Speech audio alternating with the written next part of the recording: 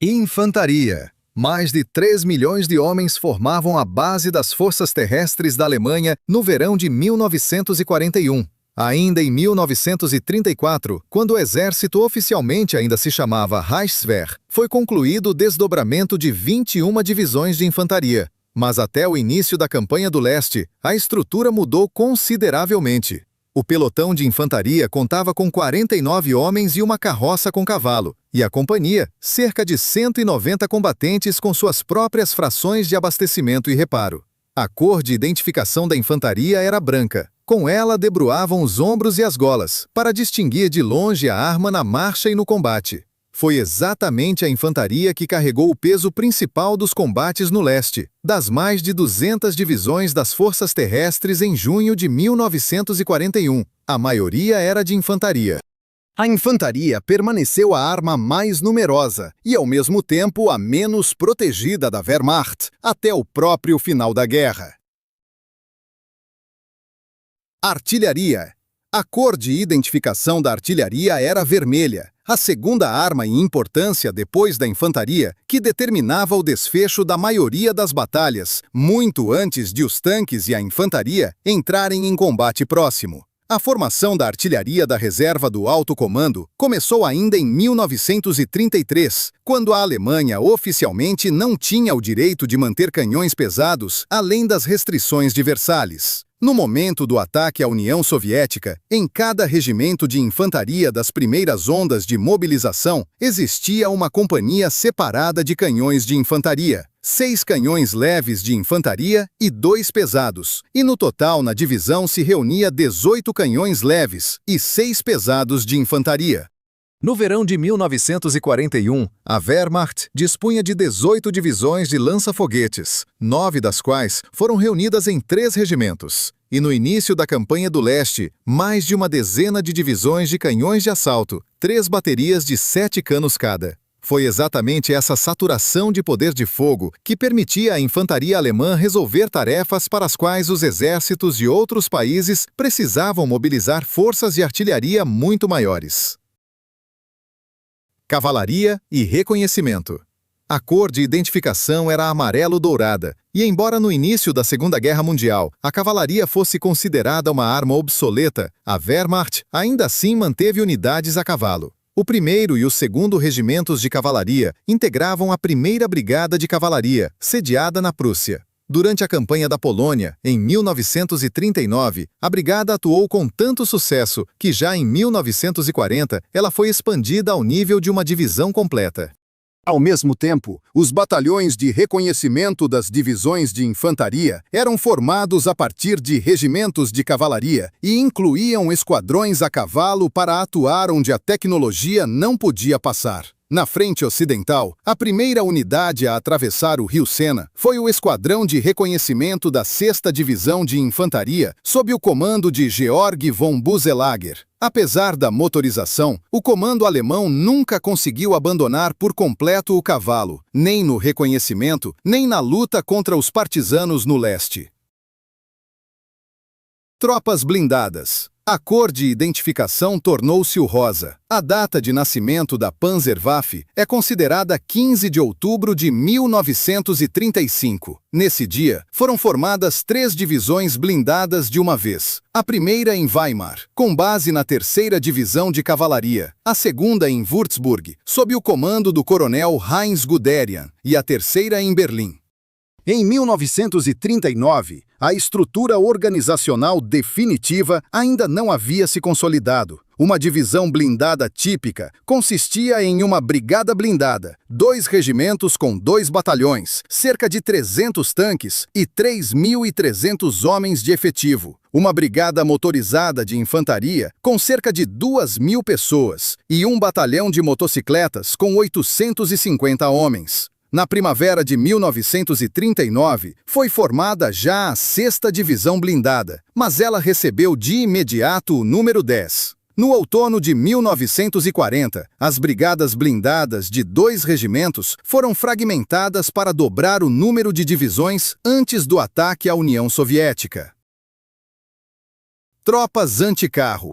A cor de identificação era o rosa, como a dos tanquistas, o principal canhão anticarro das divisões de infantaria, a partir de março de 1935, tornou-se o canhão de 37 mm do modelo dos anos 1935 a 36. No dia 1º de setembro de 1939, havia nas tropas 11.250 canhões desses, e já no ataque à União Soviética, o número deles cresceu para 15.500. Mas já durante a campanha da França em 1940, ficou claro que os projéteis de 37 mm não perfuravam a blindagem dos tanques pesados ingleses e franceses. Por causa disso, o canhão nas tropas ficou apelidado de martelinho.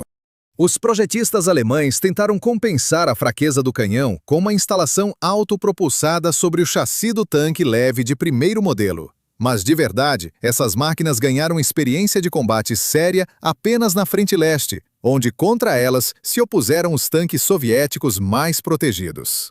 A substituição, o canhão de 50 mm, a Wehrmacht começou a receber apenas a partir do final de 1940, e mesmo assim em poucos exemplares. Tropas de engenharia. A cor de identificação era o preto, e o que de verdade deu fama às tropas de engenharia foi o assalto ao forte belga de Eben-Emael no dia 10 de maio de 1940. O forte era considerado a maior fortificação do mundo naquele tempo e cobria as pontes estratégicas sobre o canal Albert. Em 11 planadores foi levado até o forte o grupo de assalto Granit, 85 homens sob o comando do primeiro-tenente Rudolf Witzig. Com eles, havia 2 toneladas de munição de sapadores e 4 lança-chamas. Já nas primeiras horas, os sapadores explodiram os bunkers e casamatas principais do forte, e parte dos pontos de fogo queimaram com lança-chamas. A guarnição resistiu até a manhã seguinte. Só quando, no dia 11 de maio, chegaram ao forte um regimento de infantaria e um batalhão de engenheiros, as pontes sobre o rio Meuse os belgas conseguiram destruir, o que atrasou a chegada. Os defensores capitularam por volta das 11 horas da manhã. A guarnição belga perdeu 69 homens mortos e 40 feridos. O grupo de assalto alemão saiu com perdas mínimas. Tropas de comunicações. A cor de identificação era o amarelo-limão. A comunicação militar alemã era considerada um dos pontos fortes da Wehrmacht, especialmente diante do fraco equipamento do inimigo com estações de rádio. Depois de 1933, a indústria de rádio alemã criou mais de 1.000 modelos diferentes de receptores, transmissores e estações de rádio para todas as áreas do assunto militar. Nas unidades de infantaria era usado o telefone de campanha, e a tática do Blitzkrieg era impensável sem uma comunicação estável entre as unidades blindadas e motorizadas e a artilharia e a aviação que as apoiavam. Para a criptografia das mensagens, era usada a famosa máquina Enigma, considerada pelo comando alemão tão confiável que foi retirada da venda aberta e ficou vinculada exclusivamente às Forças Armadas. Foi exatamente a superioridade na comunicação, junto com a motorização, que se tornou um dos fatores que determinaram o sucesso das operações ofensivas alemãs nos primeiros anos da guerra. Tropas ferroviárias. Respondiam pela construção, restauração e proteção das vias de comunicação na faixa da linha de frente. Sem essa arma, o abastecimento das frentes estendidas por milhares de quilômetros teria sido simplesmente impossível. Os ferroviários militares se subordinavam ao comando das tropas ferroviárias no nível do exército e do grupo de exércitos, e no topo, ao chefe do serviço de transporte militar da Wehrmacht, o general Rudolf Gerke, nascido no dia 17 de agosto de 1884. Antes do ataque à União Soviética, para cada um dos 3 grupos de exércitos, foram criadas administrações ferroviárias de campos separadas. A 4ª para o Grupo de Exércitos Norte, a 2ª para o Grupo de Exército Centro e a 3ª para o Grupo de Exército Sul. Os ferroviários tinham que não apenas consertar os trilhos, mas também converter a bitola do padrão europeu para a mais larga do leste, para garantir o avanço dos comboios para o interior do território soviético. Da velocidade dessa conversão de bitola, dependia diretamente se o abastecimento conseguiria alcançar os grupos blindados em avanço. Serviço médico. A cor de identificação era o azul centáurea. No nível divisionário, a assistência médica era garantida por uma companhia sanitária com efetivo de 55 homens. Faziam parte dela o comandante da companhia, médico, 2 médicos júnior, 4 paramédicos, 7 instrutores sanitários e 24 maqueiros, além do chefe da farmácia, do escriturário e do cozinheiro. Do efetivo da companhia, se destacava um pelotão separado de padioleiros, 1 paramédico, 3 instrutores sanitários e 18 maqueiros, que sob fogo retiravam os feridos da linha de frente até o principal posto de curativos. No nível de batalhão, a assistência era prestada de maneira muito mais modesta. 1 médico e 2 instrutores sanitários, cujas tarefas incluíam os primeiros socorros, a aplicação de soro antitetânico e a preparação dos feridos para a evacuação seguinte. O pessoal médico, pela Convenção de Genebra, tinha o direito de usar armas apenas para a defesa de si mesmo e de seus pacientes, mas nunca para fins ofensivos. Serviço veterinário. No verão de 1941, a Wehrmacht contava com mais de 1 milhão de cavalos, e 88% deles serviam em divisões de infantaria. 90% de toda a força de tração do exército alemão, ao longo de toda a guerra, foi garantida exatamente pelos cavalos, e não pelos automóveis, ao contrário da imagem difundida do Blitzkrieg motorizado. No quadro de cada divisão de infantaria constavam 30 veterinários e uma companhia veterinária separada, com efetivo de 334 homens, que atendia milhares de animais. Em serviço estavam carroças especiais de tração animal. O modelo leve, com massa de 650 kg, levava carga de até 750 kg, com a força de um cavalo, e a pesada carroça revestida de ferro, com massa superior a 1 tonelada, puxada por 4 cavalos, transportava carga de até 1.720 kg.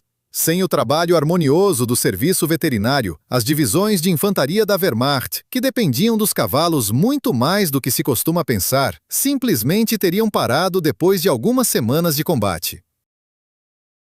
Polícia Militar, Gendarmaria de Campanha. As primeiras unidades da Gendarmaria de Campanha apareceram ainda durante as guerras austro-prusso-italiana e franco-prussiana do século XIX, mas após a derrota na Primeira Guerra Mundial, a Polícia Militar Alemã foi dissolvida e as funções de controle foram transferidas ao serviço de patrulha das guarnições do Exército até 1939. No dia 16 de março de 1935, foi aprovada a Lei de Criação das Forças Armadas, pela qual entraram na composição da Wehrmacht também as unidades da Gendarmaria de Campanha. Sua marca distintiva era uma corrente no peito, por isso as tropas apelidaram os gendarmes de cães de corrente. Entre as atribuições da Gendarmaria de Campanha estava não só a manutenção da disciplina e a regulação do trânsito nas estradas, mas também, em tempo de guerra, a detenção de soldados que recuavam ou fugiam, dos quais eram formadas unidades de combate temporárias e lançadas a tapar os trechos mais perigosos da frente. No fim da guerra, quando a conta dos que recuavam ia aos milhares, a Gendarmaria de Campanha se ocupava disso praticamente todos os dias. Tropas de transporte.